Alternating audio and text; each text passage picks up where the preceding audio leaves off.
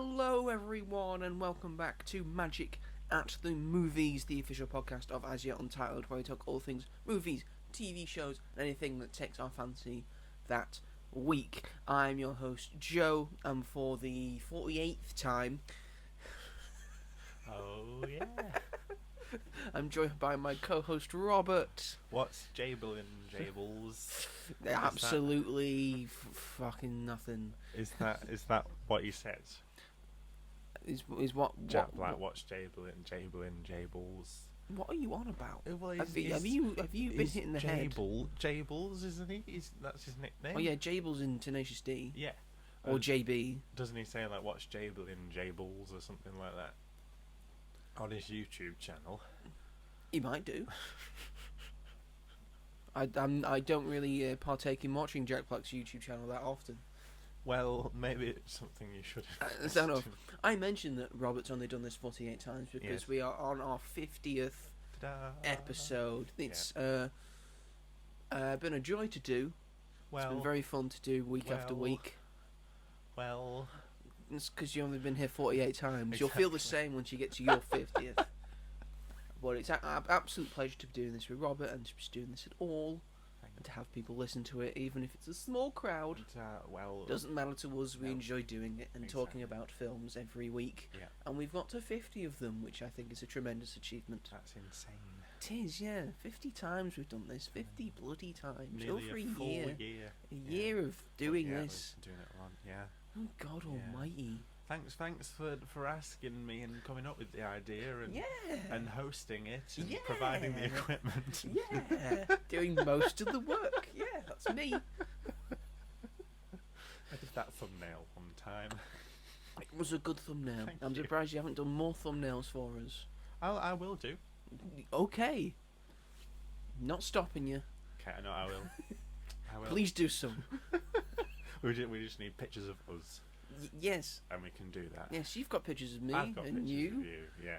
I might just use the one of you in the Wallace and Gromit Meterbix box. You can barely see me. That's not fair.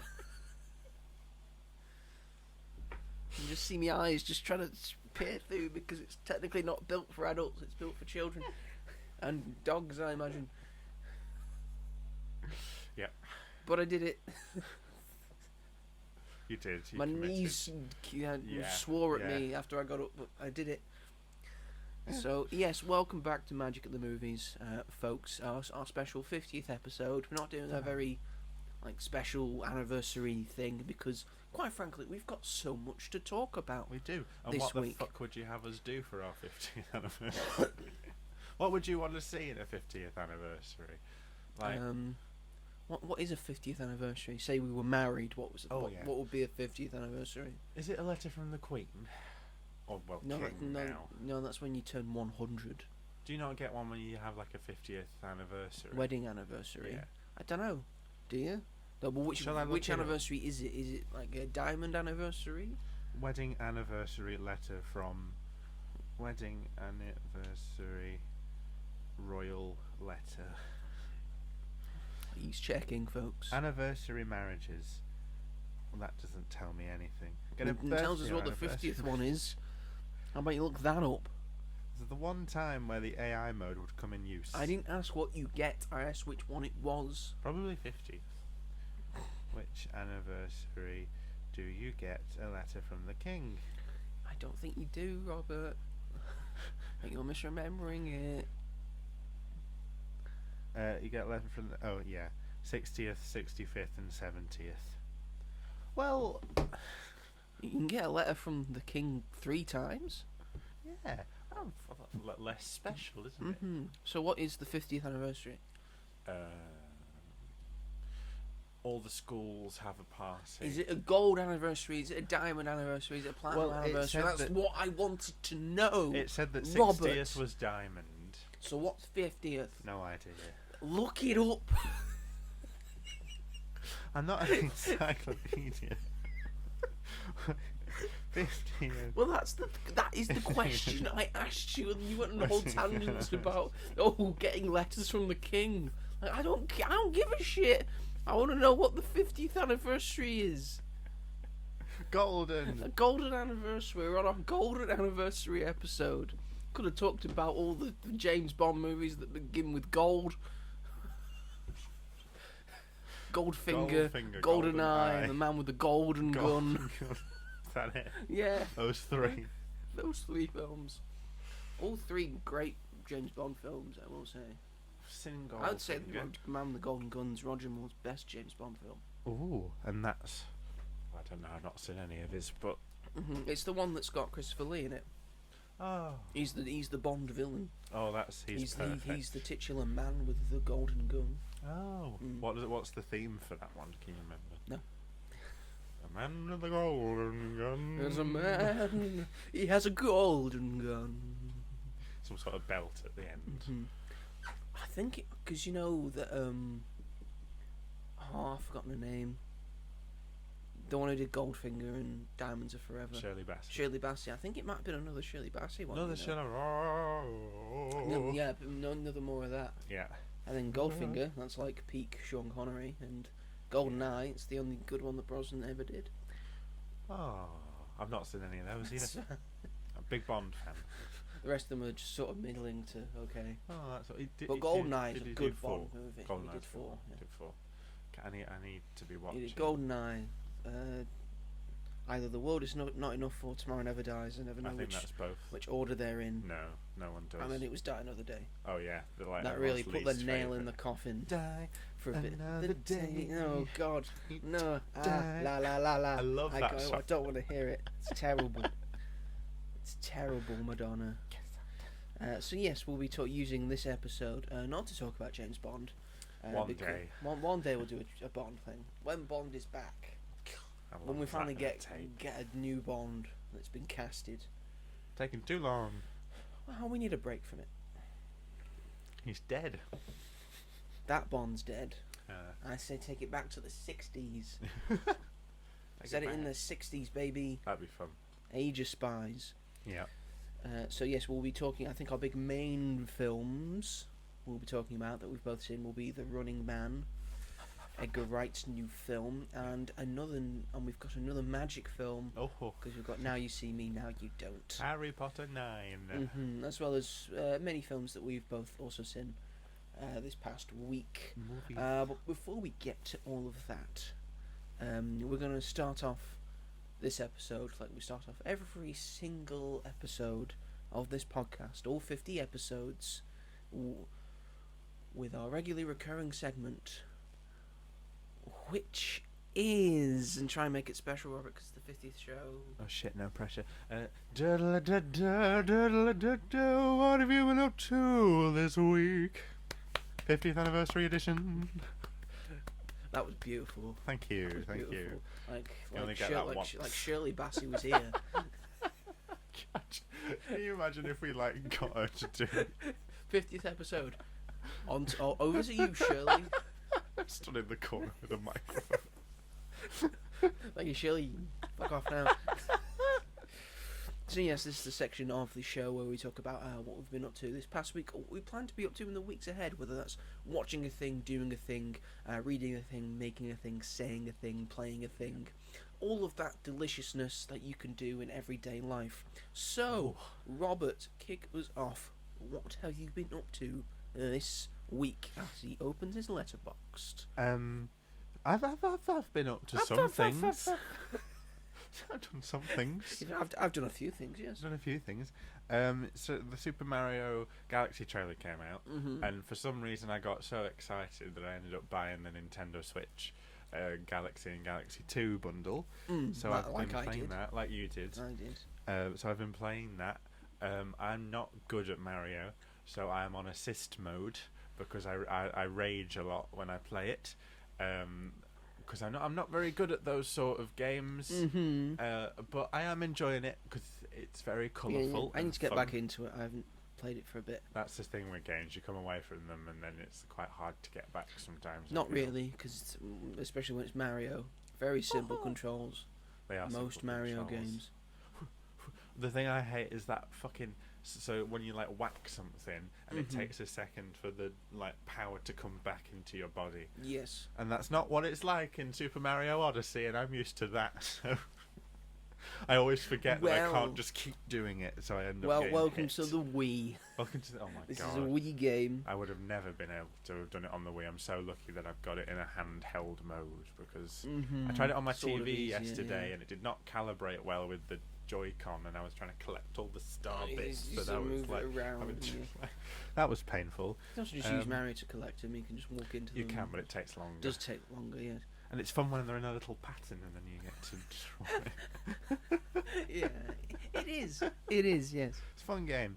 But I don't know why I got very excited by that track. Just mainly I thought Rosalina. it was a good trailer. Yeah, I like it's getting more expansion. it is.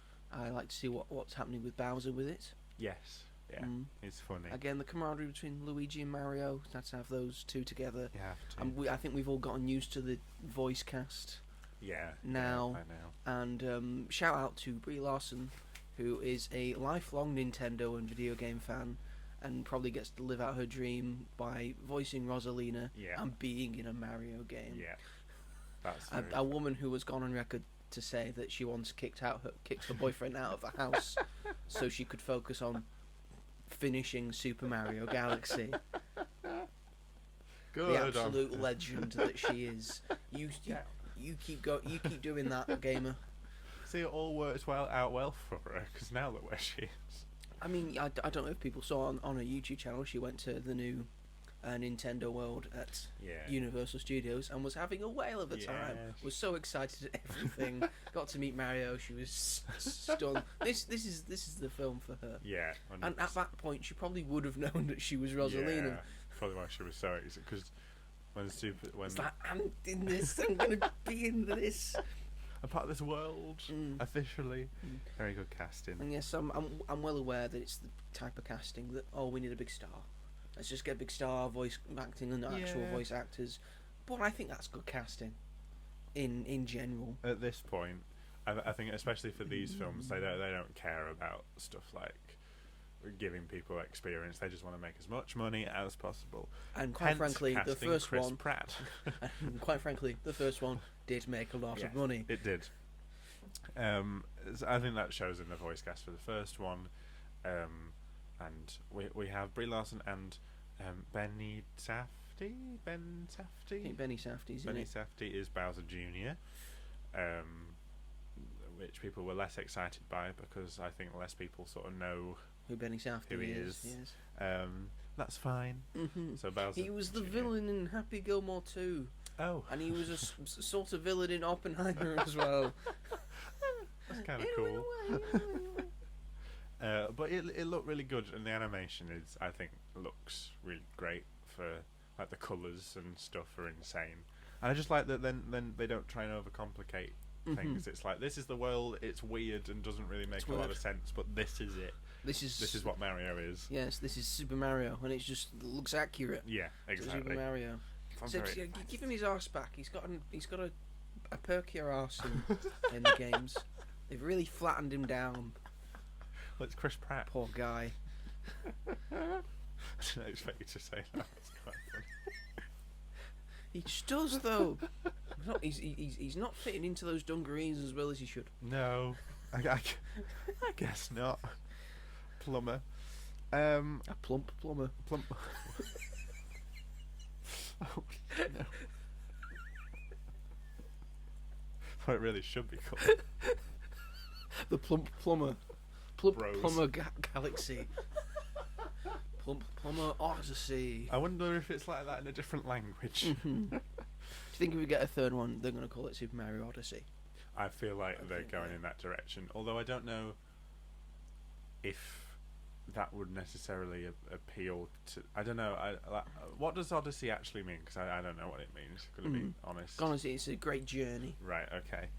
I feel like kids wouldn't know what Odyssey. that And meant. the Odyssey, because we're going to get the Odyssey next year with Christopher Nolan. It's based. The word Odyssey is based off the person's name Odysseus, who goes on a long journey, as you know. Yeah. That's what the Odyssey is about. So Odyssey is now correlated to mean a great journey. Right. Okay. So it does make sense. I just think like kids know what it meant, but it's also a very popular game. So it probably will, and it'll have like the because in Latin and Cappy. ancient Greek, normally your name meant something. Yeah. And it translated to a certain thing in English. Right. No one has ever really identified what Odysseus his name actually meant. Right. I in see. like ancient Greek times, what it translated to, what it like meant as a person to him. But now it could, because it just means a great journey that he was on, and that's what he was called. That would be cool for if they do a third one, which I think they will. I think they will. Yes. Doing that. Or because the original title was Super Mario World, which they got rid of. Which makes sense. It does. They make could sense. do that. So they could do that. Or like the Super Mario Kart movie or something. Like now they've got Super Mario Kart World. You know, that's like you do a tournament and you don't stop. You just go on different tracks. So we're gonna have all the. What are the films gonna be? It's gonna have Super Mario Kart, and then we're gonna have Super Mario Tennis Aces. Yeah. Super Mario Party. Everyone just plays a big board game. That's the film. Super Mario and then Soccer. And then it ends with a cataclysmic event called Mario and Sonic at the Olympic Games. How cool would that be? And Dr. Mario teaches typing. Dr. Mario, yes.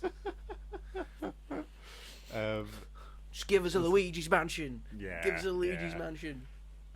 They actually sort of like did that a little bit in the first one, didn't they? You need to go full honk. Yeah. Do the full thing. But talking of Brie Larson, I also went to Liverpool Comic Con. Yes, you did, and she was there. She was there. I did not meet her nor see her panel. Oh, that's a shame. Because the panel was on the Saturday, and I went on the Sunday, and she was like £180 if you wanted to meet her. And as much as I adore her, I've seen clips from her panel. Like I've seen clips of John Cena as well, who was doing a panel on the Sunday. He was, and he was talking about, I'm grateful to be here and all that. I'm gonna have my final Roy in Madison Square Garden tomorrow, so I'm just gonna get on a plane. That's like an 8-hour flight. Yeah, he's very committed. I saw some of his panel from the screens, but we did not go to his panel because panels are usually free. His panel they were charging £27 for, and I was like, no, I don't like. I like him a lot. To see nothing on the on the stage. Right. My friend literally said to me, she was like, but I know a few people, because a lot of wrestling fans went to see John Cena. Yeah. And again, a lot of people who like him from his TV and films and stuff as well. If you were able to get a picture with John Cena, you also could have the option of getting it framed. Right. So you got the picture with John Cena, and then they had the option of you were able to frame it with like other bits and pieces in the frame. So that was a nice touch. Yeah. I felt. And the clips I've seen, he's very good. Great. He doesn't sit down. He likes to stand and walk around. I was mentioning the Brie Larson thing. The thing I saw of her when she was told she has to turn around in Captain Marvel. It's like, well, how do I turn around? And I just turn around. No, you have to go head first. Oh, it's great. I'm really annoyed that I missed both of them. But if a panel is paid for, it's usually about a £5 if they know it's going to be big. Yeah. But I was like, £27. I was like, I can't justify that really compared to everything else, especially because my friend loves Smallville. Yes. So we went to see the panel for Smallville. Somebody say they had a band doing that whilst the cast were coming on the stage. It was very cool. Just save me. That's exactly. You should have been up there instead of the band. Just be on my somebody say. Yeah. I don't like Smallville. Well, yeah, it did seem weird. I was asking my friend about to the costumes. Yeah. Does he just have like an S on his chest? No, he doesn't have an S. He's just got either he's got a red T-shirt on or a blue T-shirt on, and then a red jacket or a blue jacket. Oh, okay. That's no one's ever in an actual costume. No. Oh, that's dumb. Yeah, it's dumb. But it was a fun panel. They all seemed to get along really well, and they were all like funny and banter and whatnot. So it was nice. And we went to also see the Force Awakens panel, which consisted of John Boyega and the guy who plays Chewbacca, but I can't remember his Oh, name. the new guy. Jonas, I think his name Yeah, is. Jonas. And it was really cool. Who's the new Chewbacca in Force Awakens? Although Peter Mayhew did a few bits in the in Force Awakens, but then Peter Mayhew unfortunately passed away. Right. So And then for 8, 9, and then Solo as well, it was Giannis who was doing Chewbacca. he was also in The Acolyte as the Wookiee in that, which I did not know. So that was cool to know. And that was a really nice panel, because I feel so sorry for John Boyega and what he went through in Star Wars. They had this whole plan for Finn, and then they just got rid of it for some reason. Again, I think he should get sort of we've spoken about this before when we talked about Andor. I think they should do a similar thing with Finn. Finn and Poe, eventually. Well, this is what he said. This was like, it was on discussing film after the panel was finished. He'd said on the panel that someone asked him, like, would you do a show with you and Poe? And he was like, if we're going to do something else, we want it to be an actual film. And he said, like, obviously nothing's confirmed or whatever, but, never say never. Like, it's something I'd be open to doing, because he spent a long time after Star Wars finished trying to distance himself from it. Yeah. And he said now he's trying to connect more with the fans and be more back in that I world. think it happens with most people who are the main sort of characters from Star Wars trilogies, that they kind of want to distance themselves from it, but then they eventually get pulled back in. It happened with Natalie Portman and Ewan McGregor and Hayden Christensen. It happened with Carrie Fisher and Mark Hamill, and to a lesser extent Harrison Ford, who just became one of the highest grossing actors in the world by just getting job after job. I think this is kind of what's gonna. I think because it's normally two people get stuck in Star Wars, and then they do odd things, odd jobs, and then one goes to superstardom. Originally, it was Harrison Ford. The prequels, you could probably say it's Ewan McGregor or Natalie Portman. I'd say maybe Natalie Portman more than Ewan McGregor. Because Ewan keeps going back to Star Wars. And I think, the sequels, I think it's definitely Oscar Isaac. 100% out of the three.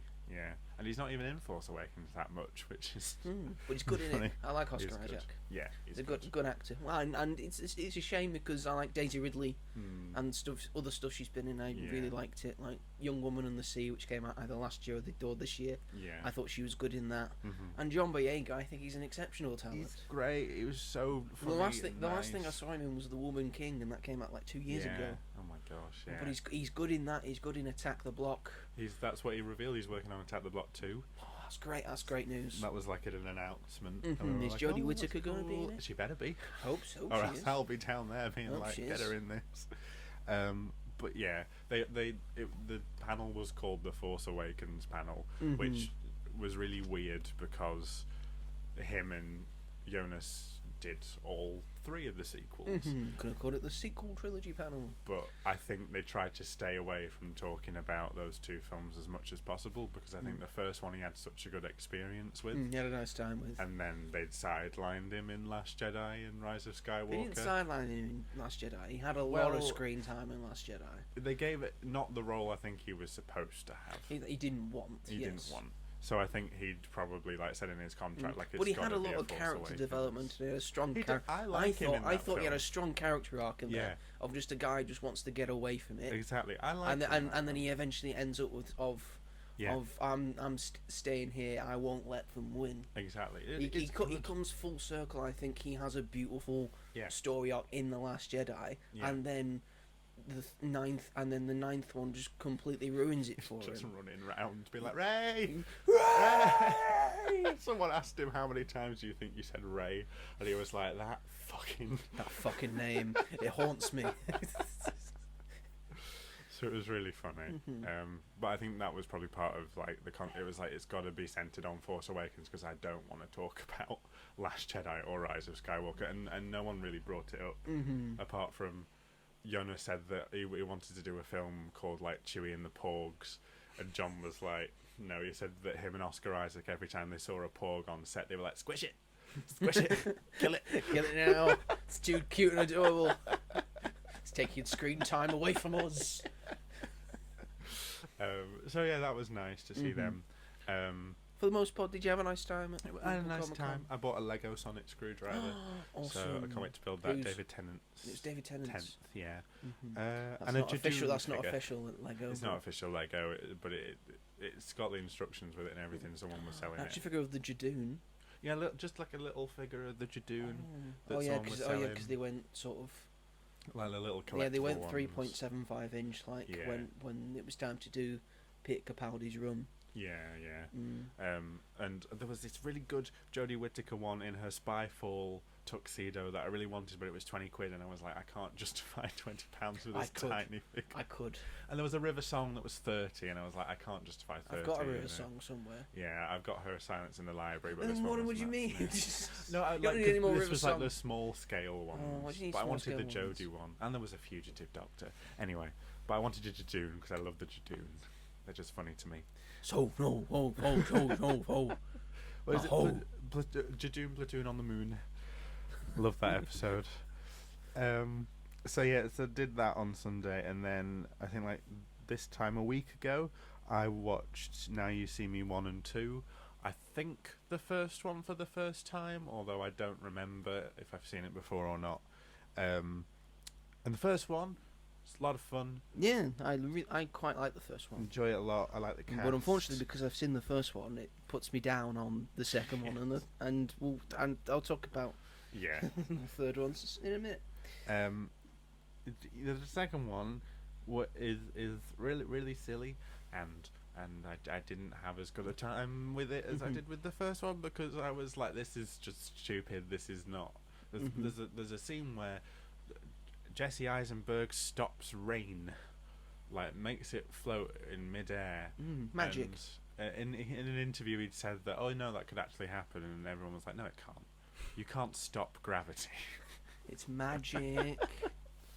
Do whatever you want. It's magic. And fucking Woody Harrelson's twin in it. It's just done. Why? Oh yeah, I forgot about that. They make it so feel so many cheap. things in the second one I forget about. And the card sequence when they're in the vault and they're flicking. I think that's one of the better scenes. But it goes on for 10 minutes. It does. It's the most suspicious thing I've ever seen in my life. It works for them. It does, but just because of movie magic. That's what you're there for, the movie magic. It's dumb movie magic. And I didn't love Lizzie Kaplan's character in the second one. I just thought she was really annoying, and she just kept being like, I'm the only girl in the group, and it's like, we know. That's true. Yeah. You are. But I did like her in the film that we will talk about later. No spoilers. And so I did a double bill for films that we will get into later, and I did a double bill the day after for Oscar Perkins' new film, Keeper. Oscar Perkins did Longlegs and The Monkey, which came out earlier this year.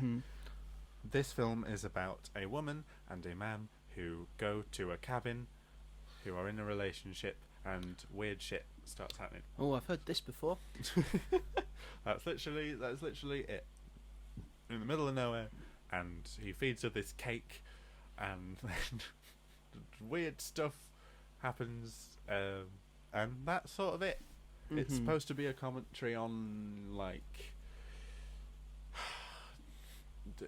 men thinking that they can do whatever they want with a woman, and deciding what she does, and domestic abuse kind of. Yes, it's directed by Oscar Perkins. It is. It's written by Nick Leppard. It stars Tatiana Maslany. I think most people know as She-Hulk. Yep. And from other good stuff that she's been in. She's a very funny actor. And Rossif Sutherland, who is the son of Donald Sutherland. Who is Donald? I don't know these people. I'm sorry. Who is Donald Sutherland? I don't know. How would I know who that is? Donald Sutherland, who's the brother of Kiefer Sutherland. Oh, okay. Well, I didn't know that they He's were from related. He's from the Sutherland family. It had a budget of $6 million. Very low budget. Checks out, because it's like one Currently location. has a box office of $3 million. Well done. Made half it back. $6 million. It should have made that back by now. And it does show. I don't think it needed any more money spending on it, but it is just set in this one place for the most part. Mm-hmm. The creatures are weird. There are creatures in it, and they've got really creepy faces that sort of just like smile, and they're like dribbling and weird stuff, and their necks move, and they like it's weird. Oh, their necks move. Wow. Their necks move. Incredible. They've got some moving necks. We can't do that at all. Our necks don't move at all. We're rigid like Batman. Necks that elongate. They grow. And I'm doing my Burton Batman impression. Can I actually move in this suit? Nope. You also can't get in the Batmobile. We'll have to sort that out in a minute. Yeah, it's a weird folklore horror thing. You know exactly what's going to happen. It ends the way you think it's going to. It doesn't make a lot of sense. There are things that they reveal that just didn't make sense in my head. It has some nice ideas, some nice cinematography. It did make me feel quite tense and scared at times, so that was good. But then after that, I saw a really popular, well-known film across the globe, which is the new Christmas film called Christmas Karma. Karma, Christmas Karma. Is that? Do you think that's, they called it Christmas Karma because it's got Boy George in it? They never Christmas make Karma, that Karma, Karma, Karma, Karma. That's what we thought, right? That's what we thought, but he doesn't say it in the film, so it felt like a wasted opportunity. No, he repeats one phrase apparently that you told me. So this just keep saying it apparently. Can you look up who the director is? Because my phone's just logged me out of Letterboxd again. Yes, I can. Oh, I have to look at the Wikipedia for Christmas Karma. Wow. It was 1 second. Christmas Karma. Well, whilst you're doing that, the story is basically an adaptation of A Christmas Carol. Yes, it's Christmas Carol.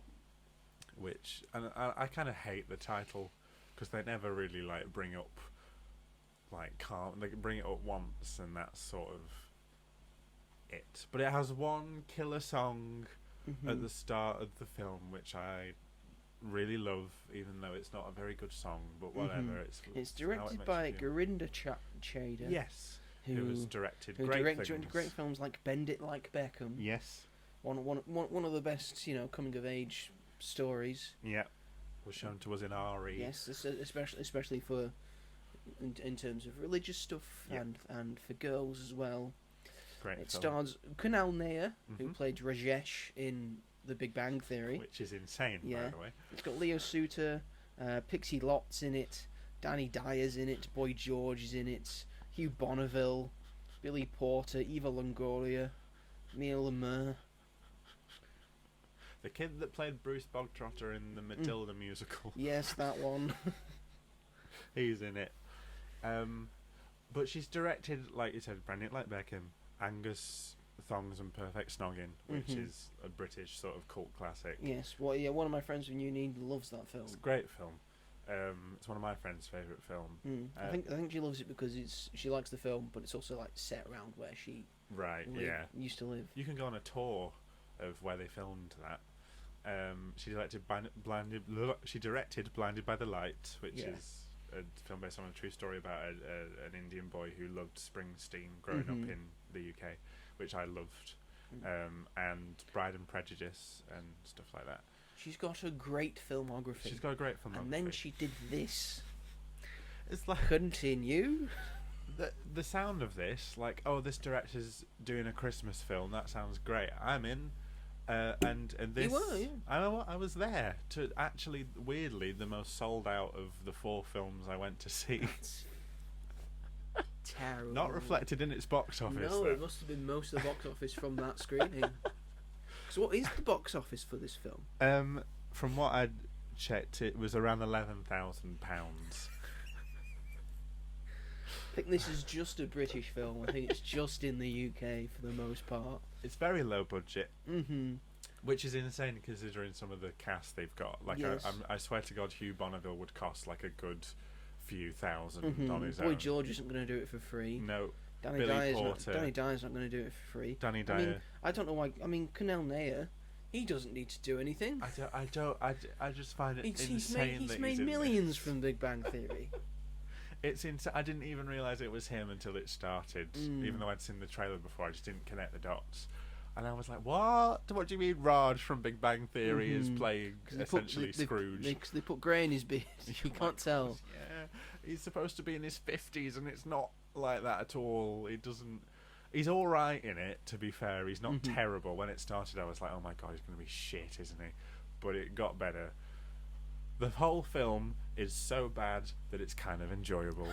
Me and my friends were laughing our heads off. We had to stop ourselves from laughing at points that were supposed to be really dramatic, but we just found really funny, like Tiny Tim's funeral.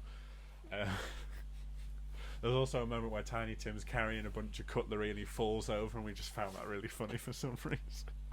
You can't tell that he's got anything wrong with him though. That's the thing. He's just a normal boy. You can laugh at that. It's probably played by a human who can show more emotions, and yet you're not laughing at it when it's a puppet. Yeah. Then something's gone wrong. Exactly. Does anyone laugh at what happens with Tiny Tim? No. In the Muppet Christmas Carol? No. Absolutely it's not. sad. How can a puppet convey more sadness and emotion that makes you not want to laugh than this? Explain that to me. It's just an insane film. It's got one of the most random casts I've ever seen. You fucking think Pixie Lott and Boy George? Pixie Lott hasn't been relevant in a while. She seems like a lovely person. Tracy Ann Oberman's in it. She's in it for from Friday Night Dinner. 30 seconds she's in it as Mrs. Fezziwig, yeah. Barely in it. I was like, oh, that's Auntie Val, to my friend, because we love Friday Night Dinner, and then we're like, oh yeah, cool. And then apparently she's transphobic in real life, which isn't great. Great. Not a great person to have in this film, specifically. In the same film as Boy George. Yeah, especially Boy George and the Ghost of Christmas Present in this film. But yeah. It's a musical, a very bad musical apart from the first song, like I said. See, the thing, when it started, it wasn't even great then, but it was they had a musical number of people dancing at a Christmas market, and I was like, this could, and it was setting up the story. I was like, it's not good, but there's something here. I've got a soundtrack in front of me. It currently only has one song on it. Is it Christmas Carol? No, it's Last Christmas, sung by Priyanka Chopra. Yeah. Which is at the end of the film where a behind-the-scenes reel plays. Reception.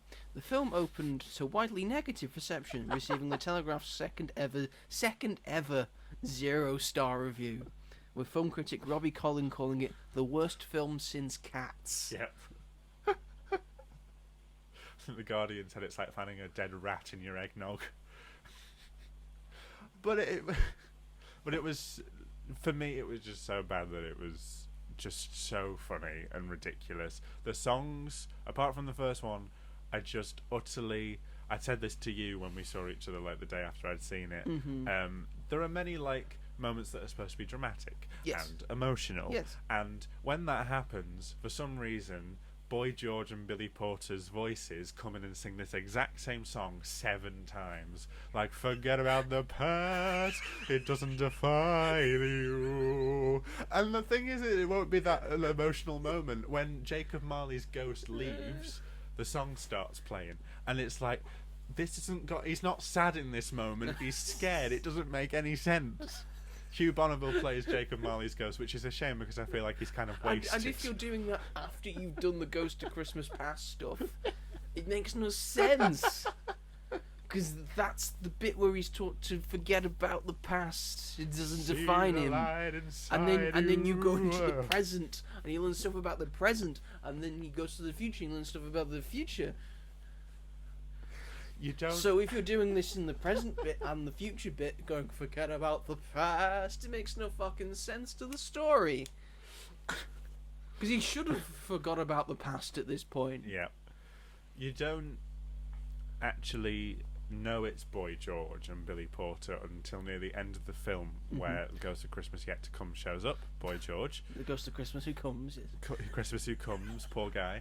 and that's what we call him from now on. yeah, I agree. His character doesn't speak like ever, but he does sing, and you realise that it's him all along that sung this song all the way through. And we The Ghost of couldn't stop Christmas laughing. Future is Yes. singing "Forget About the The Past." I don't actually think those are the actual words, but the song was so bad that that's the gist of what it was. It is. Those are the words. Verbatim. Just the amount of time. And Pixie No one's gonna Lot- watch this. Pixie Lot. There's a scene where she plays Mrs. Cratchit, and they're around the table. All right, Mrs. Cratchit. Oh my god. She's like, oh, come on, children, around the table. Here's a turkey. Like, oh, we're having such a nice time. And then Bob Cratchit mentions Scrooge, and he's like, oh, and thanks for Mr. Scrooge for like the reason why we can have this meal. And she literally turns into like she's drunk, and she doesn't say this, but she literally goes, do you have to mention that fucking git at this table, when she's just been so nice and lovely? And me and my friend sort of looked at each other. She was like, oh, nice and lovely, and she did this. That's literally what it felt like. Do you have to mention this git at this table? Hey, Why'd you have to what are mention you him? thinking? Why'd you have to ruin everyone's Christmas round this table? She's not a good actress. I'm very sorry, Pixie Lot. And again, this Yeah, she wasn't good in Kingsman 2 either. So. Or Fred the movie. Or Fred. Oh wow, she wasn't good in Fred the movie as Judy. As Judy. That surprises me. Fucking love that film. She's not the star of that movie. The star of that movie is Fred's dad, John Cena. So good. They must have paid him John so much Cena money. says he doesn't want to have kids because he's already got one. It's Fred. Fred Figglehorn. But it has good ideas. This is the thing. Like the whole Christmas Past bit is set when he's a boy living in Africa. I wasn't aware of this like historic event, but Britain like sent a bunch of Indian people to Africa to build a bridge and railroads and the railroads. Yeah. And then when they were done building it, Africa sent them back to the UK because they didn't want them anymore. And it was about that, and it was all right, that, and I wish that they'd sort of stuck with that a little bit more. When it starts out like that, a light comes out of the Ghost of Christmas Past's head, and it's a projector, and she like points her head at the wall, and on the wall is like giraffes and stuff, and then it cuts to them actually being there, and it's really funny, and it happens twice. Got a projector in her hair. Essentially, yeah. Gave Eva Longoria a projector head. Yeah, and I think Billy Porter does it at some point. There's also so his dietary requirements with his religion. He doesn't eat pork and he doesn't drink alcohol. Completely fair enough. But for some reason, the spirits keep bringing him pork and alcohol.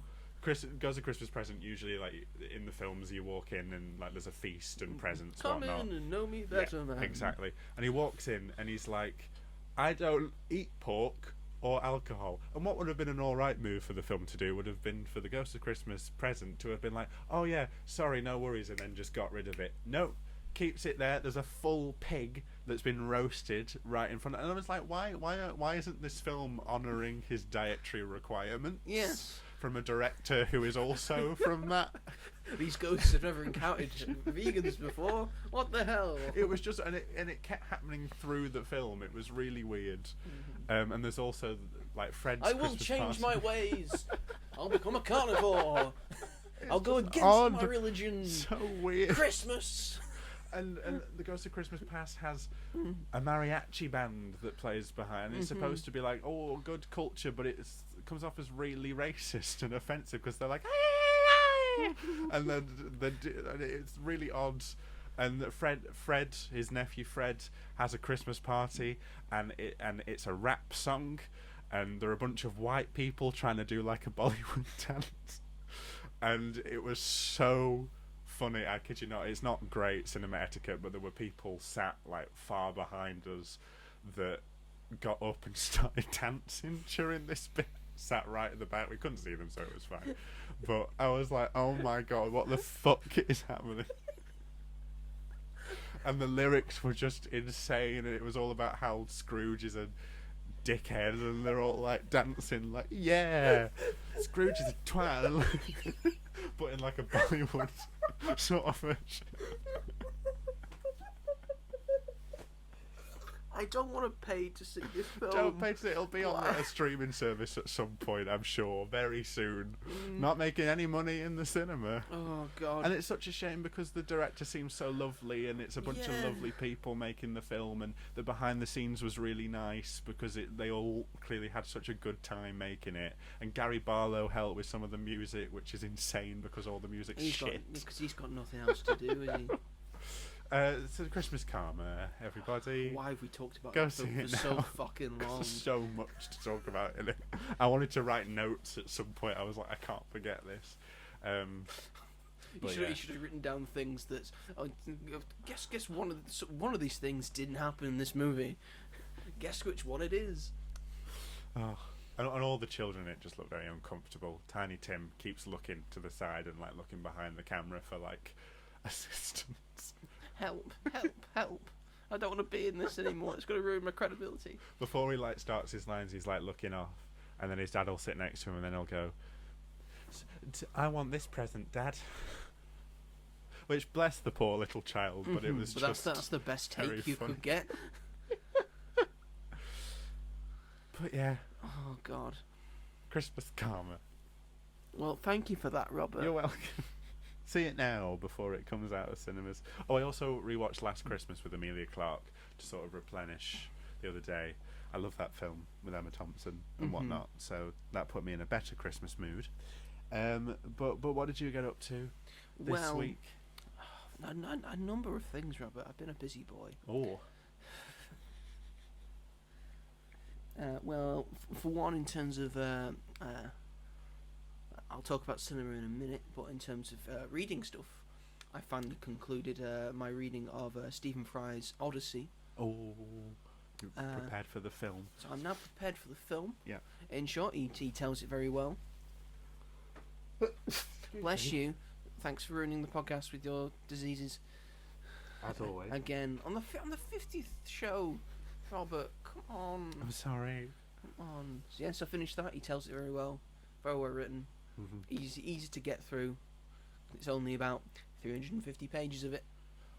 So that's for the Odyssey. Fine. It's pretty good. Yeah, my God. Pretty good. I'm going to recommend my friend read it, who's trying to get through the regular Odyssey. Oh. I'm saying you can stop now, unless you've got through it, in which case why did you burden yourself with that? As it's part of a curriculum in like America, would you suggest that they switch to Stephen Fry's yes. book? Yeah. If you're told to read the Odyssey for work children or for school, just read this. It's fine. It'll probably be cheaper as well. Yeah. Probably get in audio form, and the Odyssey is told to you through the words of Stephen Fry. That is very compelling. Wouldn't that be wonderful? Yeah. Just like it's wonderfully read. Harry Potter is wonderfully read by him. Yeah. So it just would be lovely. And after reading the Odyssey, and now I've remembered stuff, and the stuff has come back to me of the entire journey and the stuff that's happened to Odysseus. Yeah. I am worried about the length of this movie that is about to happen, because a lot of shit happens in the Odyssey. A lot of shit happens to Odysseus. Right. So no matter what way you slice it to make this, I assume 3-hour long movie. It's going to be at least 3 hours long, I think, the Odyssey. This big spectacle. It's going to be the best it's ever looked, but the Odyssey has been tried before in film to middling success. Has it? Yes, it has. Oh. I've seen the original Odyssey film. I think they've done 2. I'm not sure though. I have seen it. I don't remember it being that great. Yeah. But because you have to do certain things that happen to Odysseus. Right. You can get rid of certain things, but he has to be set off course by a storm that's done by Poseidon. And then he has to land on a certain island where he gets a certain wine, so then you can use that against the Cyclops later on. He has to meet does he meet the Lotus Eaters? Does he meet Circe? I think he has to meet Circe, and then does he go down to the underworld? Oh yeah, how How are they gonna do that? Yeah. Is he gonna? He has to lose most of his fleet. How are they going to do that? Is he just going to have the one ship? Or is he going to have all the 15 of his ships? And do they have to do that? He has to be blown off course. Again, lose most of his men. Yeah. All the sheep things, and then gods getting mad at him, then blown off course, and then him being the only survivor, then landing on Calypso's island, being Calypso's island for 7 years, finally being let go. Making his own like sort of raft, getting lost at sea at that, finding him on a strange place, telling his story to these people, being able to go back to Ithaca and then slaying all of the suitors of Penelope. Jesus, it's a lot of stuff to do. I feel like it could be done, but then you also have to feed that with other things that are going on. Like at home with Penelope and Telemachus and the suitors. You have to put all of that in, I feel. So I feel like if anyone can do it, Christopher Nolan could do it. He could distill it. He might do some time dilation, distortion things, because Stephen Fry does the same. He doesn't tell it all the way through in one thing. He goes back to the other and back to the other. But again, I'm still excited for it. I am just interested to see what he puts in and what he takes out. Now that you've said it, it's made me more worried for it. But we haven't got a full trailer yet. No, we don't. We've still got that teaser, but we have new stills. We do. That he's shown. Matt Damon in his full armor, and Anne Hathaway's Penelope. There's a whole thing with the bow as well. That's an old thing. This was the final challenge of the suitors. If you can string Odysseus's bow and fire it through all of these axe heads, then I will marry you. And Odysseus, disguised, he's the only one who's able to do it, and he fires the arrow through the axe heads. The TSG Entertainment. That thing at the start. That's the thing. I never know what. That's Odysseus firing his arrow through the axe heads. That's cool. It is, isn't it? So yes, I have been reading that, and it's made me more excited. And well read up on the Odyssey for next year. In terms of films, I have watched. This past week there was a new film on Amazon Prime. It was a film called Locked. Yes, this is a film by David Yarovesky, whose other films I could not mention, but it's from producer Sam Raimi. And it stars Anthony Hopkins and Bill Skarsgård. That's a good cast as far as I'm concerned. Yes, and it's based around Bill Skarsgård's character, who's a bit down on his luck, and he's trying to get some money to help his kids, or to see his kid, his daughter, who he's sort of estranged from, and separation stuff and all that. And he's down on his luck, he can't get enough cash. And then his car breaks down, and he doesn't have the money to fix his car, so he needs to try and find money, but to get money he needs his car to do deliveries and such. So now he's searching for a car, trying to break into a car, and he finds Anthony Hopkins' car, which it just so happens to be open. So he gets in it, but then he gets locked into it by an Anthony Hopkins that's not there, but is there, signalling, and Anthony Hopkins' character uses the car and the stuff in it. It's like a car of his own design, to torture Bill Skarsgård's character into sort of confessing in a sort of thing of blind justice. And it's a sort of narrative and commentary on how the rich people see the lower down and think they're all scum. And then Bill Skarsgård's character trying to show him that you don't know the struggles that we go through, and sometimes we're forced to do these things. And sort of doing all of this while Bill Skarsgård's dehydrated, being frozen, being heated up, needing water, needing food. Eventually having to piss in a bottle, then drink the water. It's like Saw in a car. Then drink his piss. And it all takes place inside the car. And eventually they inevitably meet up with each other. It's well performed. Sounds interesting. It's got some thrills in it. And it's got some interesting stuff about it. but I feel like I've seen it before, Right. and I do expect a little bit more from Sam Raimi.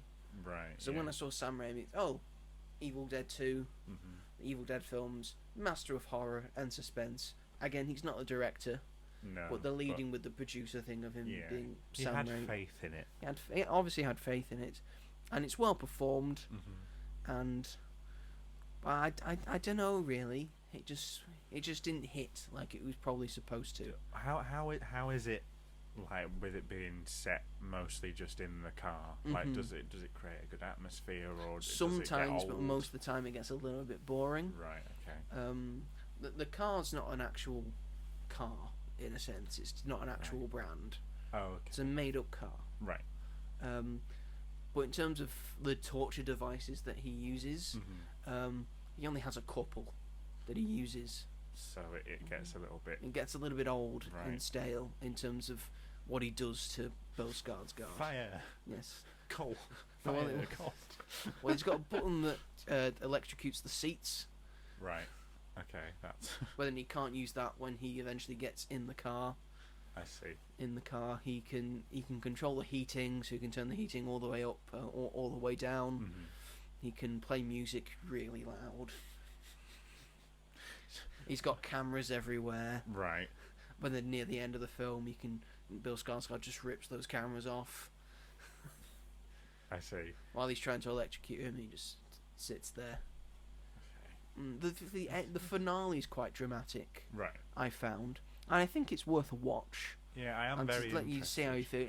It's on Amazon Prime. You've got me interested. And it might be worth your time. Yeah. I just thought, wow, it's really coming down in terms of the rain. It's really caught us off guard. Holly's still outside. Oh no, no, Holly, no, no. Is she going back inside? She stood at the door. Screw this door. Let her in. She's been let in. Don't worry. Thank goodness. Thank goodness. I don't think it's really coming down on the roof here in the shed. But yeah, I think it's an enjoyable experience. It's just nothing to write home about. Right. And okay. some of the things you've probably seen before. Like there was a film a few years ago that I saw with Liam Neeson called Retribution. Right. It's the idea of he's being blackmailed and he has to stay in his car and deliver certain things. So and this was kind of similar to that. Being held up. And it's the same. It's the same kind of thriller horror thing. Yeah. Of just being kept in one location. And like one escape. small location trying to escape, sort of like Phone Booth. Right. But yeah. No film has really done it as well as Phone Booth. And this is no exception. But you still might have a nice time with it. Yeah, I'm just curious to see how it all goes. Do you only see Anthony Hopkins at the end? Or near the end, yes. You hear his voice though, because he keeps calling him. Right. Is that okay? I might watch that later today. Actually, if you very much piqued my interest. Well, there you go. I guess I've done my job. Even though you said it's not brilliant, like the concept. That's just my opinion. You may have a different opinion. I think there's stuff to enjoy about it. Yeah. And I liked Bill Skarsgård in it, and again Anthony Hopkins is Anthony Hopkins, and he can do no wrong. And I watched before I get to another main film that came out this past weekend. I watched a film for the first time last night. Oh. That film being Amadeus. Amadeus.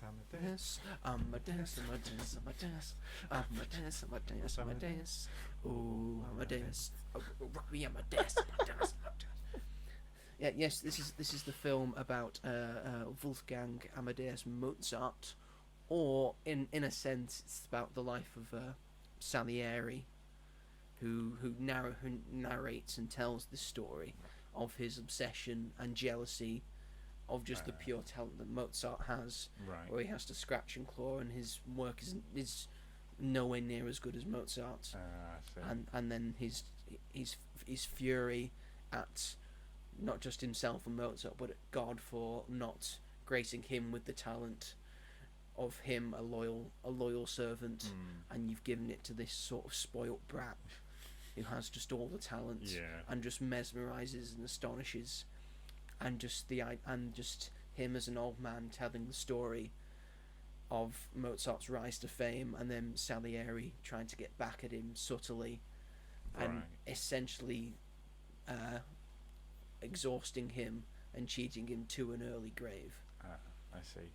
And the performances and the music in it, the use of the music and the music of Mozart and Salieri and Bach and all these great composers from yesteryear. Yeah. It's just so beautiful and majestic. It's directed by Milos Forman, who I believe did One Flew Over the Cuckoo's Nest.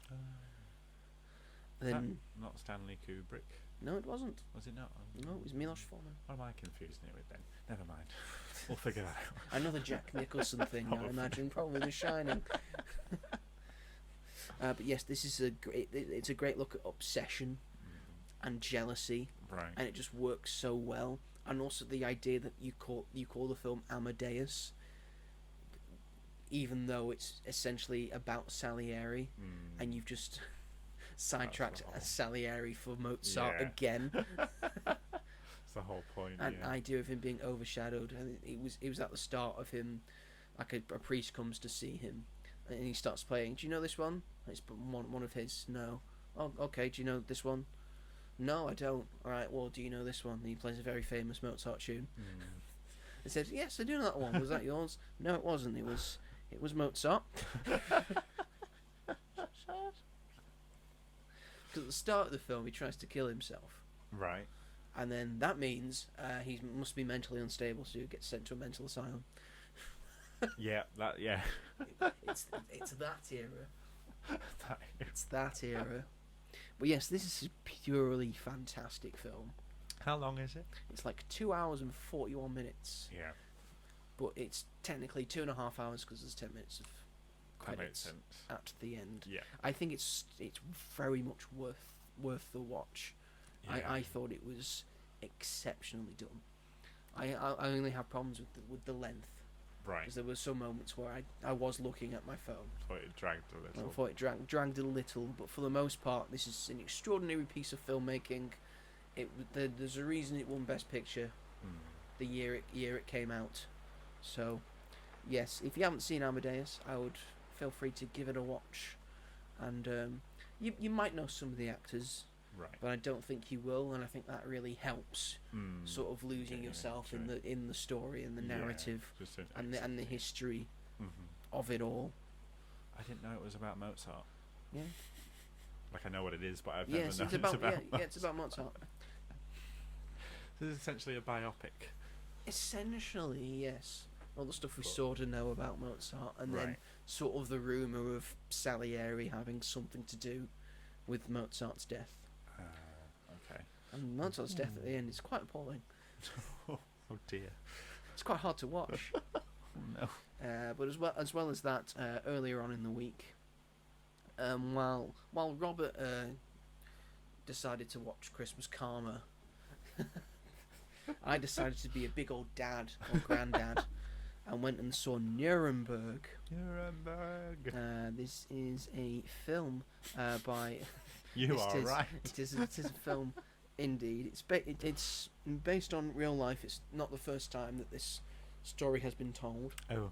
This is a more recent telling of it, though based on the Nuremberg trials that took place after the Second World War, where some Nazi high command, some members of the Nazi high command, most notably Hermann Goering, who was the second in command after Adolf Hitler, were put on trial for their crimes against the world, their various war crimes, and it sort of set into motion the rules of engagement and what happens after a war and how you try war criminals. So, and this was all the first time that they'd done such a thing. And they did it so we could try these people and say these people are responsible, not the country itself. Right. So the stuff that happened after the First World War didn't happen again. Okay. So now they have someone to blame. It's not just Germany. It's these people that led their people astray. That makes sense. And hopefully this happens to Benjamin Netanyahu soon. It's directed by James Vanderbilt, who directed Zodiac in 2007, Independence Day Resurgence in 2016, and The Amazing Spider-Man in 2012. Kind of gone like. Ooh. Well, Zodiac's a pretty good film. Yeah. Zodiac's good. Zodiac's high. It was Zodiac Then Amazing Spider-Man. Zodiac, Amazing Spider-Man, Independence Day. Sequel no one asked for. He also co-wrote and produced Scream. Already love him. This is very much not the person to probably do this film, though. Sounding from his track record, that does I not will sound say. like, yeah. He did the screenplay as well. It's based on the book The Nazi and the Psychiatrist by Jack L. High. It stars Russell Crowe, Rami Malek, Leo Woodall, who's from Bridget Jones' Mad About the Boy. It's got John Slattery in it, Mark O'Brien, Colin Hanks, Ren Schmidt, Lydia Peckham, Richard E. Grant, and Michael Shannon. And it has currently a box office of $8.5 million. More than Keeper's got. Yes, very true. But probably a much bigger budget. Yeah, it looks It was probably relatively low budget for the time. This rain's really coming down, folks. I don't know if you can hear that. Why it's are the torrential raindrops rain so season. big? Yeah, they're big fat splooges, aren't they? What's going on? Turn your shower down, God. My mum's in Lytham. I wonder what it's like over there. Lytham, poor thing. Let's just be silent a moment and see if the mics are picking it up. That's a yes, they're picking it up. What's going on? Do you not want us to talk about Nuremberg? I feel like it's interesting. You will not talk about. So yes, ignoring the rain, even though it's hard to. All right. Yes, so Russell Crowe plays Hermann Goering, the big second in command, and he's one of the main actors in this. And the other main actor is Rami Malek, who plays the psychiatrist, who's talking to all the Nazi officials to try and figure out why it is that they decided to do this and why it is they chose Adolf Hitler, a man that, as we've found out recently, had a micro penis. Explains a lot. So maybe he didn't have one ball. Maybe just his penis looked like a testicle. Word travels fast. Mm-hmm. So, for the most part, I think if you're a big fan of World War II, like probably your dad or your granddad, to learn more about it, then this could be interesting. And I'm a big fan of history, and it's interesting to see this part of history that I know quite little about but want to learn more about. I know the basic stuff about it. Yeah. But it was interesting seeing it on the screen in this way. Right. Performances are mostly pretty good. How I think is Rami Malek? Because I've heard Rami Malek's not great. Yeah. But that's not his fault. Okay. Because I know we all know he's a good actor. Oscar-winning actor. Oscar-winning actor. He's good in most things. Like he was good in The Amateur this year. I don't know if you saw that, but he was very good in it. And of course, Bohemian Rhapsody and I, Robot, and all of that, and in Night in the Museum as well. And Twilight. and he's in Twilight. He's in one of those Twilights. He's in the last Twilight. Yeah, I think so.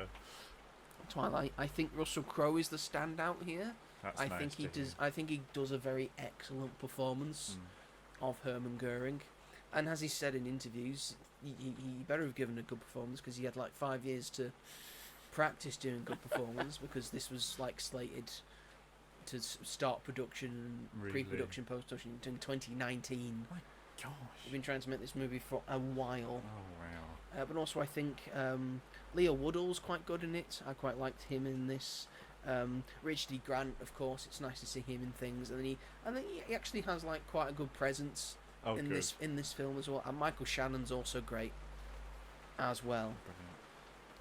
Brilliant. But for the most part, it's got not much to it. I tell a lie. There's a lot of stuff in this film. It just goes for a very, very, very long time. It's like 2.5 hours. Oh, the rain's stopping.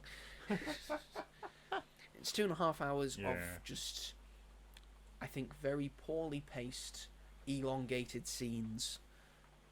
where this film really felt like it could have just been 90 minutes long. Really? Except it's 140 minutes or whatever it is. There are some quite good scenes in this, like some of the conversations between Rami Malek and or whatever his character's called. Let me find that out. As Douglas Kelly, who's the psychiatrist they bring on. So some of the conversations between Douglas Kelly and Hermann Goering, because he finds out he can speak English. Right. So he just talks to him without the translator, because Leo Woodall plays the translator. He can speak German, and there's a twist near the end. Oh. There was some good scenes and good conversation between those two.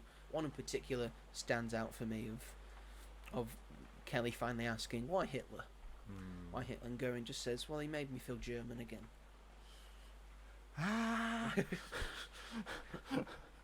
Which is true. Yeah. Which is true.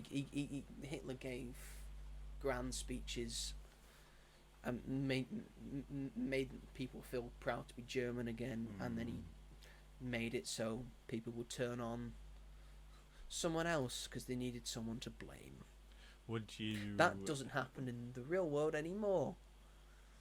No, not a single person does that same thing. That's what I was... Would you say that this, even though it's set after World War II, is still quite timely? It's very quite timely, especially near the end, as well, when things are says... Because Douglas Kelly, after this, writes a book about his time there and his discussions with Goering and the rest of the people in the Nazi Party that are there, and a big point in his book is this didn't happen because they were German. Right. This could be any country, this could be anyone. Anyone could do this. And it could be happening in America, could be happening in the UK. Right. Any one person can do this and rise up, and then people might follow them like sheep. Yeah. Which is kind of what's happening in the UK. It's kind of what's happening in America. So it's very much real to the modern day. It's also important, I think, people watch this for like a sort of modern thing of we can't let this happen again. There is the reason we are here, so this doesn't happen again. Yeah. That's sort of the whole point of the Nuremberg trials, so it didn't happen again. And it still happens to this day.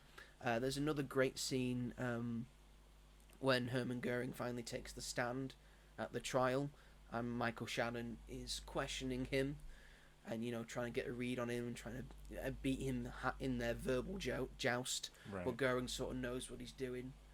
So they sort of double team in him, Michael Shannon, and because he's the lead prosecutor, the lead American prosecutor, and Richard E. Grant plays the lead British prosecutor. Because it's a joint effort between the Allies. Yeah. So you've got British presence, French presence, American presence, and Russian presence is there. So you've got all four judges there from those countries, and prosecutors from all four countries as well. So he asks questions, and then Goering, sort of agitated, but then sort of starts winning, and then Richard E. Grant takes a hold, and makes him admit that he doesn't regret siding with Hitler, and then that's over for Goering.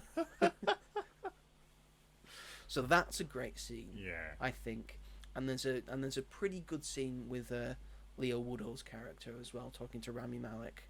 I think that's quite heartfelt and stuff. That just goes on too long. Right, they could have shortened that one, and it would have been a great scene. Yeah. Again, most of these scenes suffer from just being too goddamn long. Yeah. And just elongating everything. Sounds like a script problem. It does sound like a script problem. Lots of dialogue, not enough. There's too much in this. They needed to shorten it. I think the point still would have got across. Yeah. And they're trying to be grandiose and epic, but you're in courtrooms and prisons. This is not a grandiose World War II epic. Yeah. This is post-war. You needed to act like it. It's like Joker 2. Yeah, it needs to be a court drama again. Yeah. But it's helped by Russell Crowe's performance and some pretty good scenes and some pretty accurate and to the time, and it's great to learn about this part in history. I also didn't have a good audience.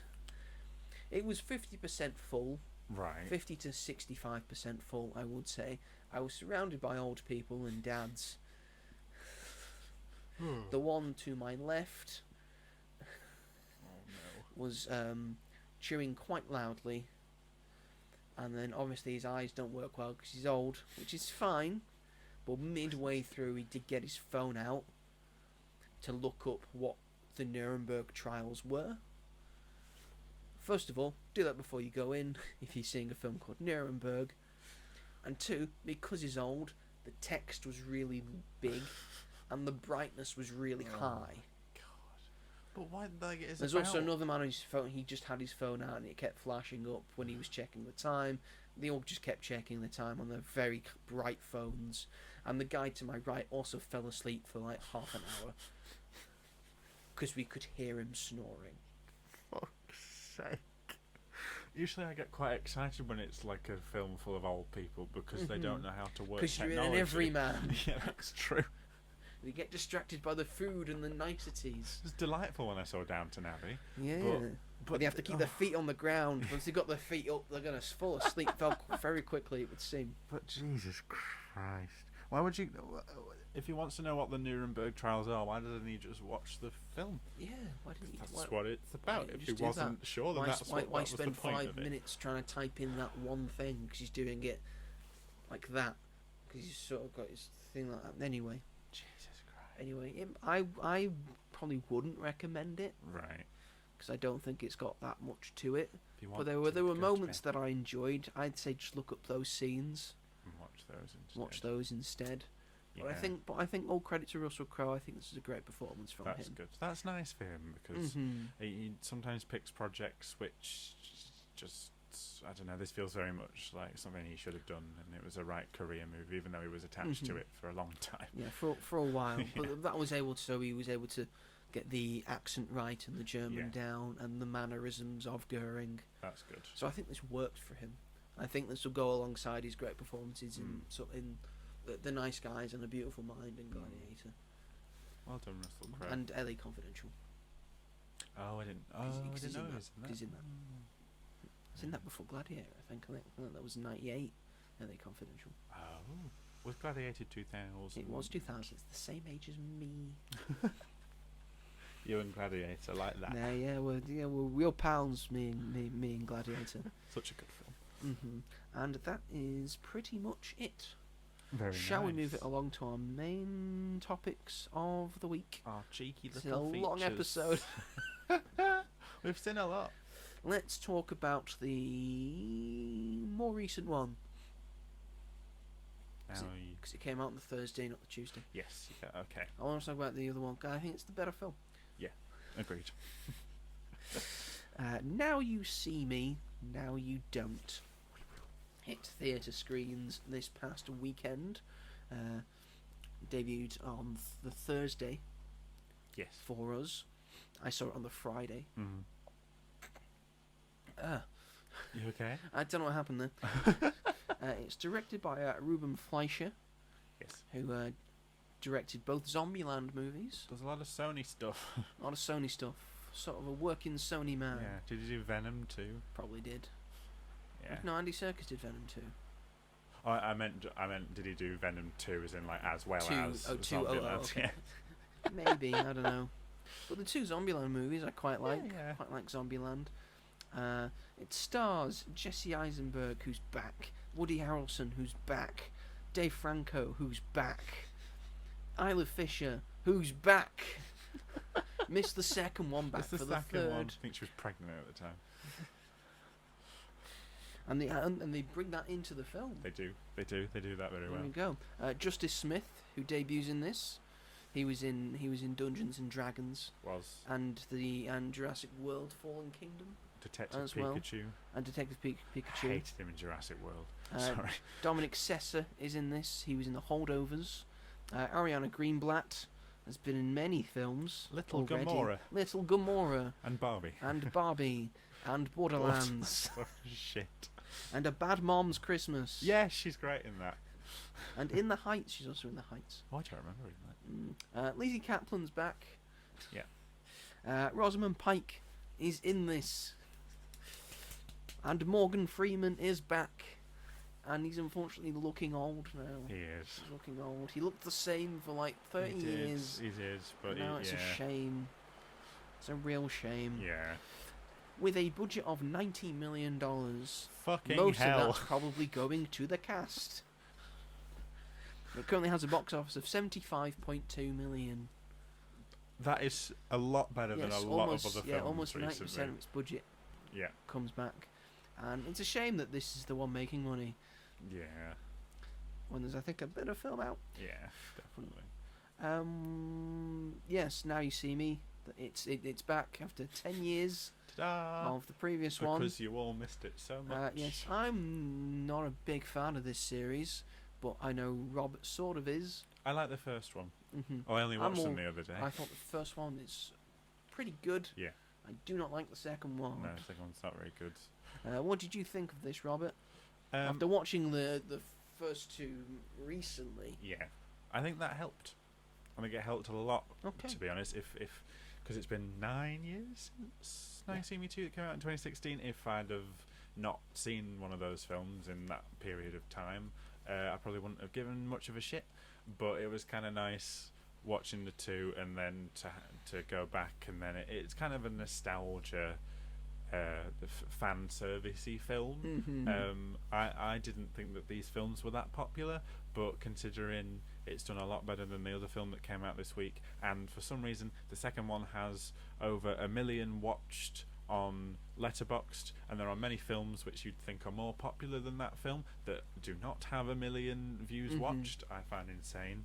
So I enjoyed it. I did. It's silly, and a lot of it doesn't really make sense because you've got to suspend your disbelief for all the magic stuff that goes on, which I get is the point. Of the silver screen.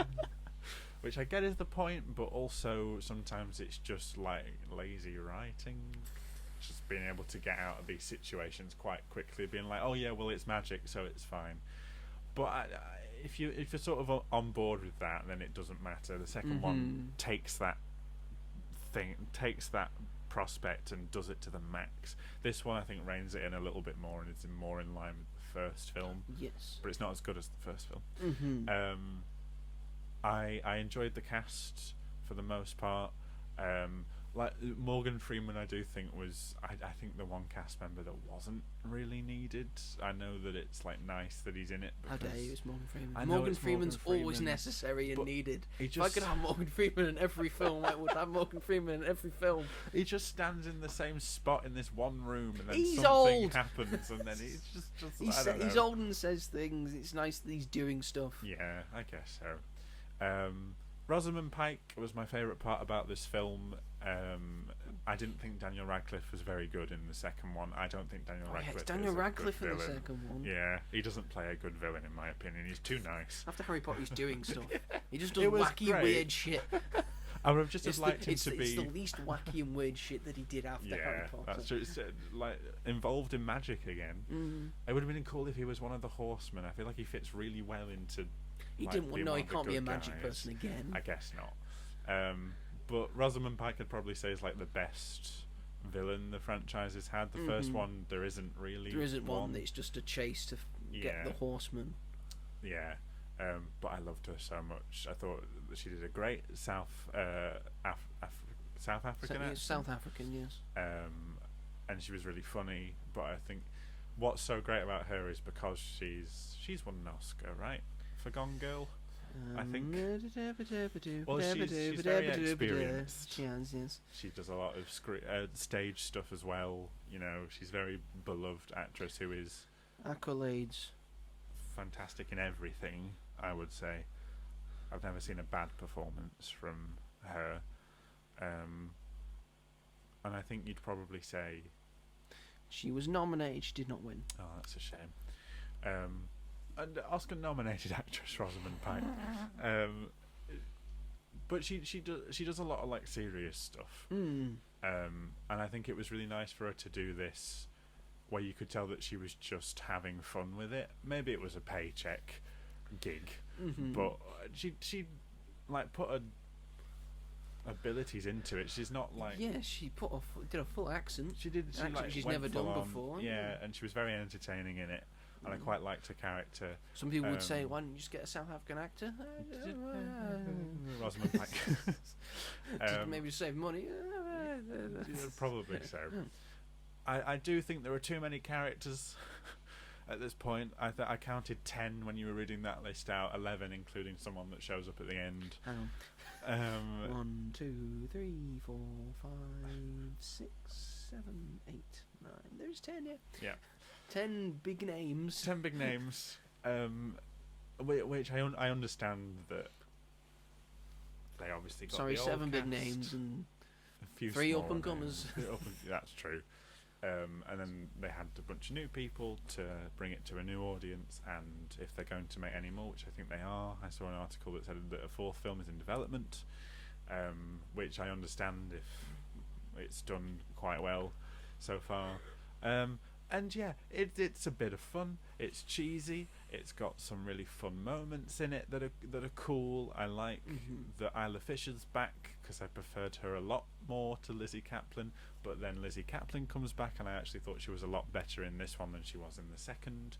And I also just think like her costumes were like just better. Like I hated her outfits in the second one. Just really pissed me off. I was like, you've got it in for Lizzie Kaplan. No, she was really good in this one. She was really good, and I was happy to see her. And it was like nice that at first you sort of think that it's just sort of tossed her away, and then she comes back, and that becomes like the joke of the film. Oh, you came over, you know that with us.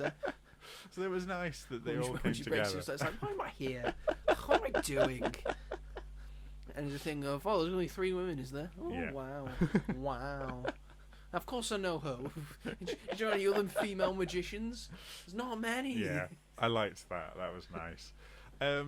But it doesn't do anything new or anything that I'm like, oh, you need to see this because it's got the really cool. It's like if you like the franchise, you'll probably like this because it's the same thing. And I mainly wanted to see it because Rene Rapp released a song for it, which plays through the like animated credits. Yeah, the credits, yes. Yeah. So I had a fun time just sat there in my seat dancing along to it. He's I really boogieing like that right song. now, folks. But I enjoyed it. I'd give it like a 7 out of 10. What did you think? I'm less up on it as you are. Mine was a 6 out of 10. Fair. For the most part, it's enjoyable. These films know what they are. Yeah. But that does not mean they are for me. Completely fair. I like the first one pretty much, sort of like a 7 out of 10. It's an enjoyable watch. But if you've watched the first one, you've seen the second one, and you've seen the third one. Yeah. This is less contrived than the second one, so it's definitely better than the second one. Yeah. For the most part, yes, you have seen this film before. It's helped along by the new cast of Justice Smith, Dominic Sessa, and Ariana Greenblatt. Yeah. They bring energy and pizzazz and newness to it, and they interact very well with the original Horsemen. Yes, they do. It was nice to have interaction between the original Horsemen as well. I think they've still got good chemistry together. Yeah. I think the film should be commended, in my opinion, for having that many people on the screen at the same time and not seeming convoluted at all. It's very difficult to do. Ask any Marvel movie. Yes. And everyone really sort of gets somewhat to do. Yeah. So that was good. Everyone's got sort of interpersonal sort of things. Yeah. And all performances are pretty good. Again, Rosamund Pike's great. But yeah, again, you've seen it all before. It's not adding anything new or interesting. It's just, magic heist magic. We've done this. Oh, big reveal at the end. And the bad guy gets got. And we're the Horsemen, thank you very much, good night. Yeah. And again, if you enjoy these movies, I'm not taking that away from you at all. You go ahead, you enjoy this movie. I'm sure it's really fun and great, and I'm sure it's great for you.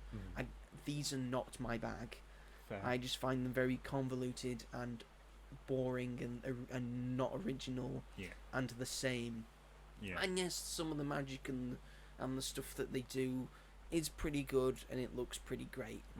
but you've seen it before, Yeah. and I cannot get past that.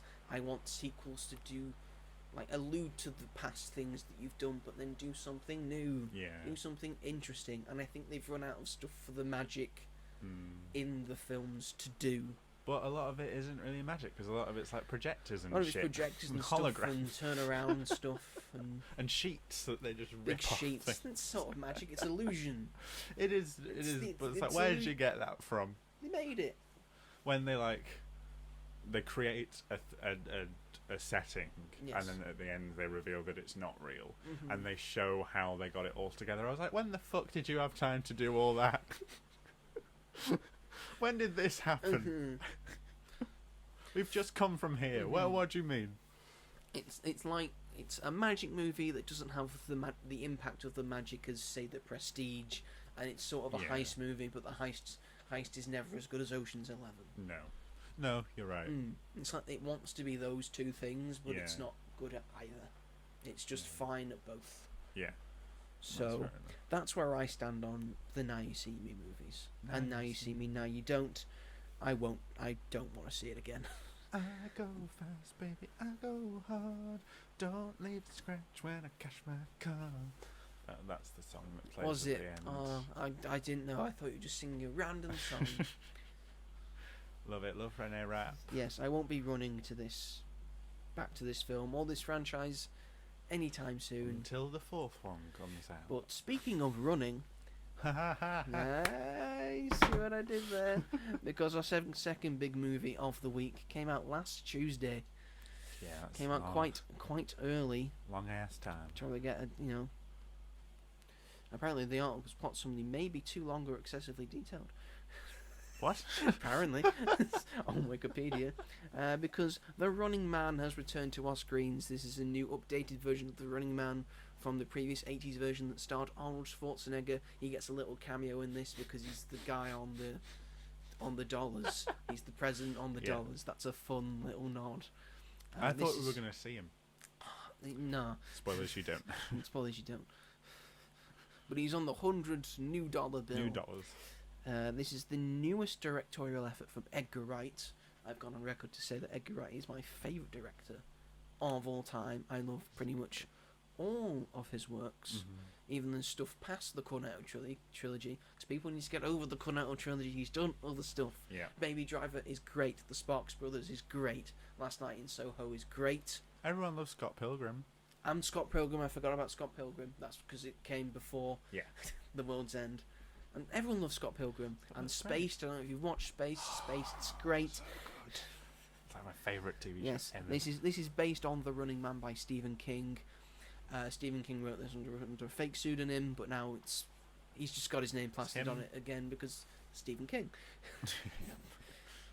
Stephen King. This stars Glenn Powell as the main man of the hour, but it's also got William H. Macy in it, it's got Lee Pace in it, it's got Michael Cera in it, it's got Coleman Domingo in it, and it's got Josh Brolin in it. It's got quite a cast, this. It had a budget of $110 million. I expected that to be higher. Did you? From what we see in the film, I expected that to be higher. It currently has a box office of $27.7 million.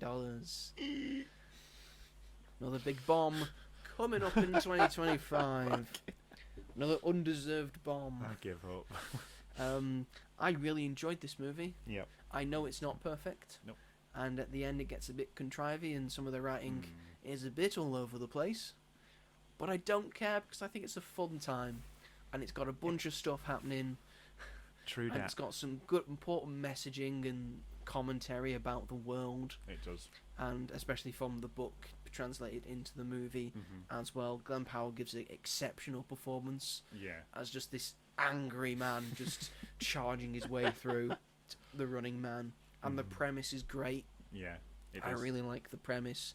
And the side characters all really help as well. The action's great. It's got great emotion. And great scenes and cinematography. And it feels very Edgar Wright. A lot of people don't think, oh, this doesn't feel Edgar Wright at all because they've got used to the pattern of the Cornetto trilogy. Yeah. Like I say, get over it, because I sort of like this era of stuff that Edgar Wright is doing. He's doing different stuff with his movies. Yeah. He did Baby Driver, which is like a full-on car action movie.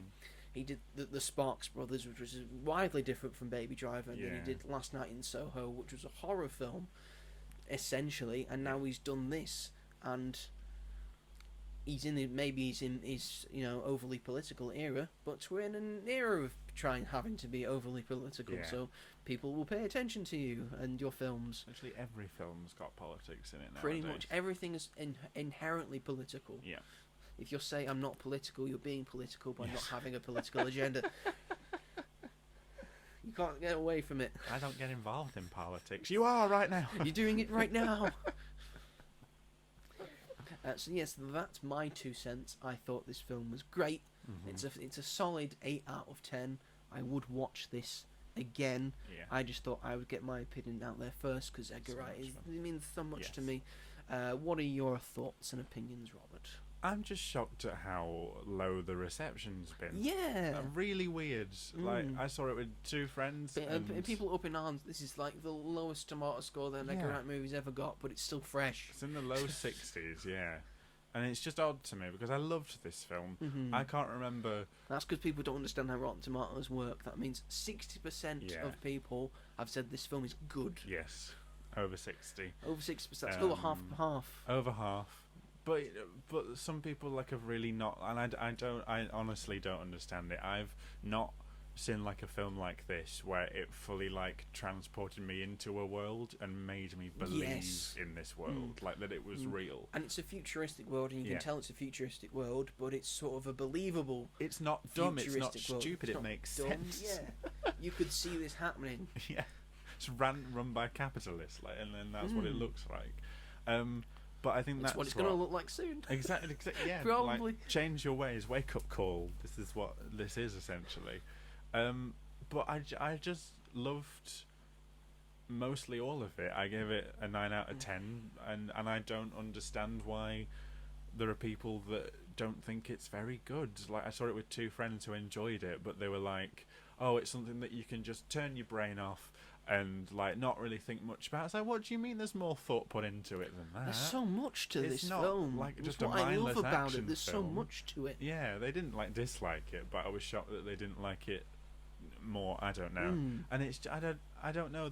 I've heard some people say that like halfway through, from that point on, it's just not as good, and I really disagree with that. I feel like I would say the first half is better than the second half. I'd say that but too. The second half has got a lot going. There's still so for much it. It's going not. on. It's not all action, balls to the wall action. That action gets you there to the second part, which is more earnest and contemplative, and has stuff to talk about. But it also has action there as well. Yeah, literally.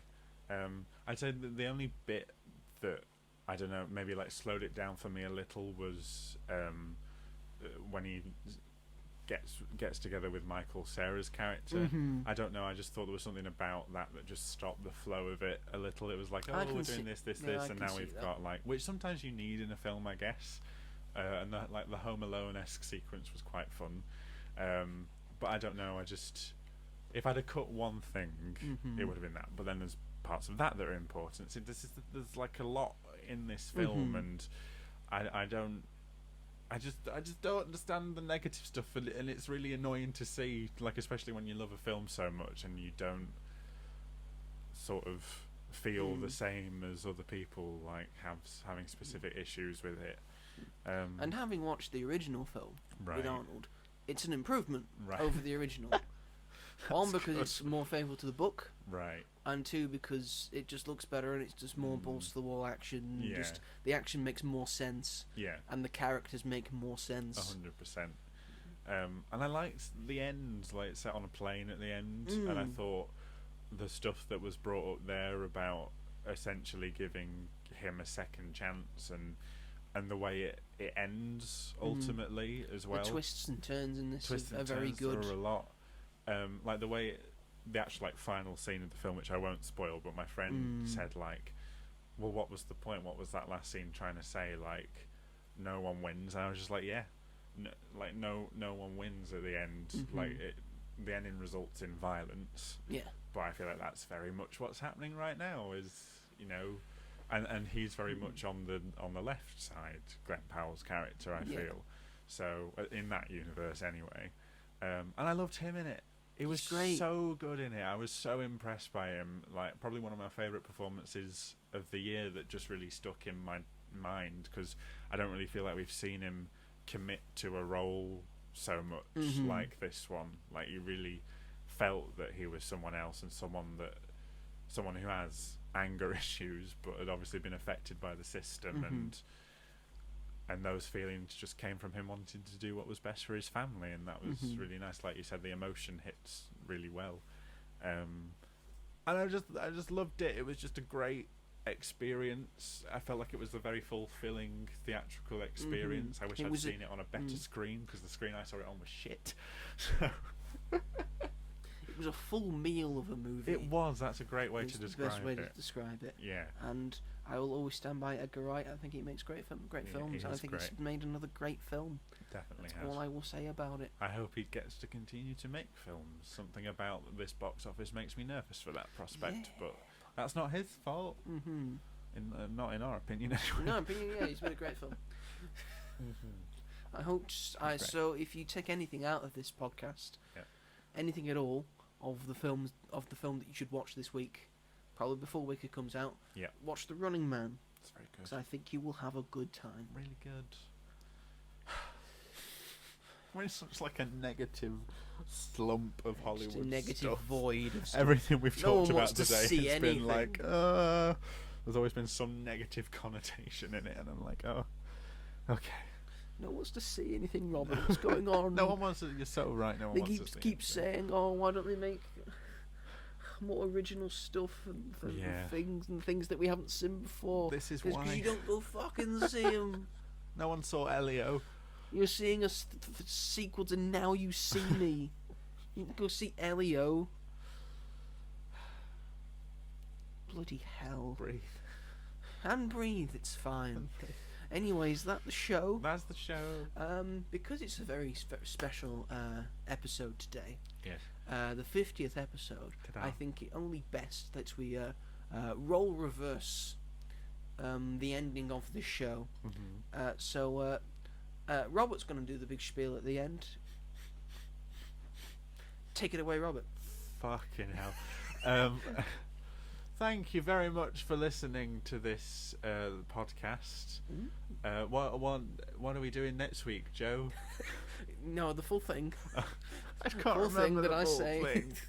I've done it 48 times for you. Do I do the where you can find us bit first, or well, we're reversing the roles, so you ask me where we can find them, and then I will do that bit. Yeah. But the stuff before that and after that you're doing.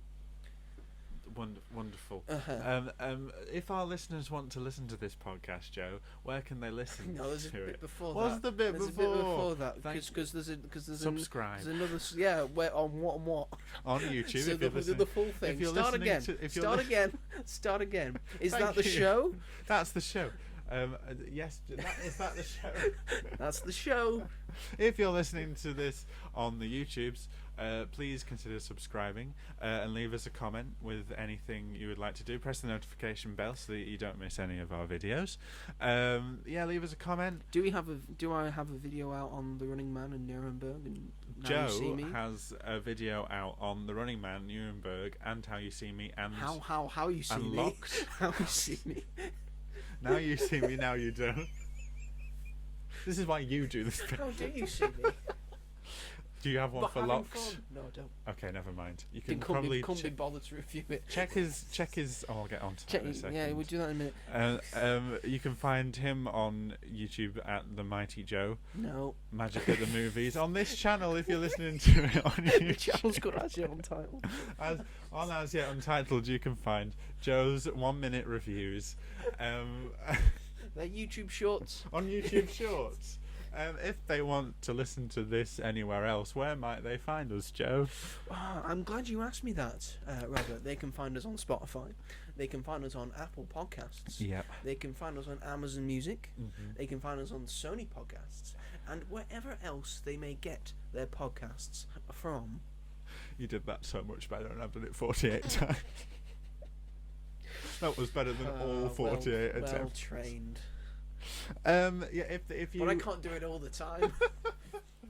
If you want to get in contact with us otherwise or follow us on social media, we are on Instagram.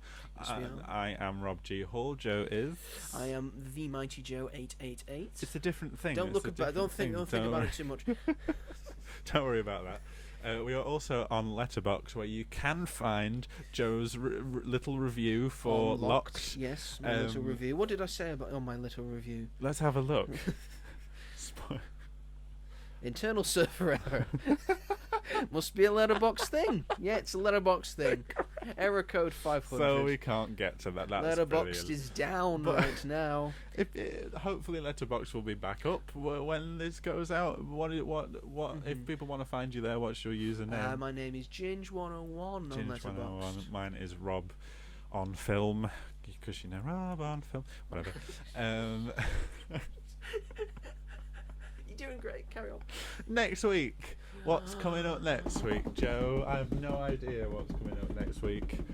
It's the Wizard of Oz For good. prequel. For good. Oh. For good.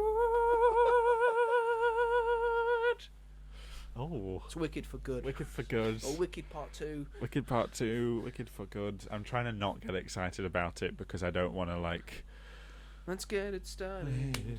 Let's get it started. Every time I've sort of thought about it, I've had to calm myself down because it's days away. It is days away. Seeing you on Friday. There will be a lot of cover, but that's not the only film that's out next week. There is also Sisu Road to Revenge, which is supposed to be quite good. And The Bird with Thing with Feathers. Oh yes, is that Tom Hanks No, one? it's Benedict Cumberbatch. Oh okay, that looks alright. We'll see if I can see that anywhere. Yes. So we'll have stuff to talk about next week as well. We will indeed. And is that everything? Is that everything? That's everything. I just do the thank you very much. Oh shit! Yeah. Thanks very much. Thanks everyone for listening. Tune in next week, where I will come dressed as. No, I won't. Yes, he will. Yes, he will. If I've got anything yes, wicked themed, I might come. We know you do. You said on this podcast. But I look shit. You went to a Halloween party dressed as a certain someone. I might bring the hat. And bring the mask as well. See how it looks. The masquerade one. Oh dear. Well, look forward to that next week, which they won't even be able to see It it. goes the mask next year. I don't want to go as the mask. Smoking. Somebody stop me. Oh dear. Okay, look forward to that. So it's goodbye from me, and it's goodbye from Joe. Goodbye. Goodbye, everybody. Yay. Bye. Congratulations, Robert. Fucking hell. You don't have to do that for another 50 episodes. I need to get myself tested. Or maybe 25. Might do this on the 75th as well. Might be every 25 Robert does it. Anyway, thanks everyone. Take care. Goodbye.